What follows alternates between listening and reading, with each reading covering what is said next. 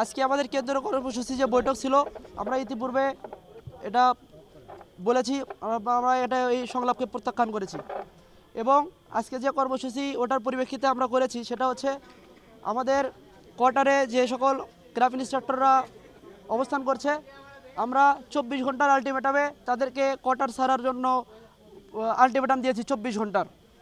এবং দ্বিতীয় কর্মসূচি আমরা যেটা করেছি সেটা হচ্ছে আমাদের বগুড়া পলিটেকনিক ইনস্টিটিউট, যেহেতু ক্রাফট ইন্সট্রাক্টরের এই আন্দোলনটা আমাদের অস্তিত্ব রক্ষার আন্দোলন, সেহেতু অস্তিত্ব রক্ষার্থে আমাদের এই বগুড়া পলিটেকনিক ইনস্টিটিউটের আমরা যে গেটটা আছে অনির্দিষ্টকালের জন্য আমরা তালাবদ্ধ করে দিয়েছি।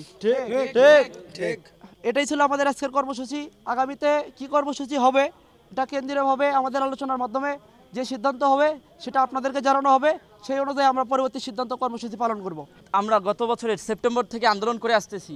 যদি ফ্যাসিস্ট সরকারের সময় রাতের আধারে একদিনের মধ্যে নিয়োগ বিধি পরিবর্তন করে নিয়োগ দেওয়া যায়, তাহলে দেশ এখন পরিবর্তন হয়েছে, দেশ সংস্কার হয়েছে, দেশ স্বাধীন হয়েছে। নতুন দেশে এতদিন ধরে আন্দোলন চলতেছে, কেন ওই পূর্বের নিয়োগ বিধি বাতিল করা যাইতেছে না? এত সময় কেন লাগতেছে? যার টেকনিক্যাল